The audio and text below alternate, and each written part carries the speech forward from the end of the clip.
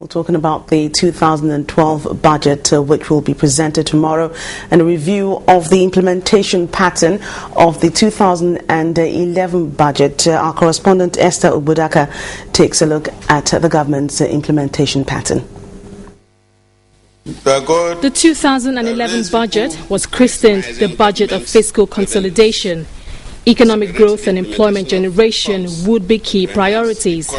The budget, presented by President Goodluck Jonathan on December the 15th, 2010, to the joint session of the National Assembly, had a total expenditure of 4.2 trillion naira, broken down as follows: recurrent expenditure at 2.48 trillion naira, capital expenditure at a little over 1 trillion naira, debt service 542 billion naira, and statutory transfers of 196 billion naira.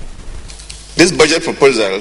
In his presentation, President Jonathan stressed that the 2011 budget will be anchored on fiscal discipline and a reduction in the cost of running the government.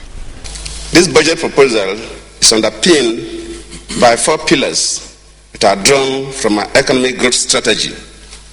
These are to foster inclusive growth and job creation, optimize capital spending by rationalizing recurrent expenditure and maximizing government's revenues, accelerate the implementation of reforms to enhance the quality and efficiency of public expenditure, and reinstate greater prudence in the management of the nation's financial resources.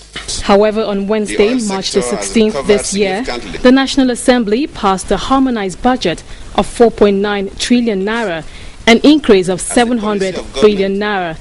With low budget implementation recorded every year, the 2011 budget seems to be no different, as many projects till date remain undelivered. And despite the fact that 66% of funds have been released to government agencies, the 2011 budget implementation stands at 57.03%. For instance, 91 billion naira was budgeted for the power sector, out of which 63 billion naira went to the Power Holding Company of Nigeria. It was also reported to have gotten the highest number of contracts, worth 241 billion naira. Today, the sector boasts of less than 4,000 megawatts of power generation. For analysts, this has come as no surprise. It was more of a tradition. You've got to make some promises. You've got to say you will try to do a few things. But most people in government themselves knew that it was going to be a very few months of government business.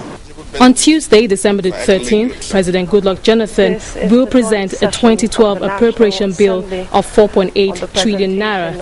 Analysts seem optimistic as they list out their expectations.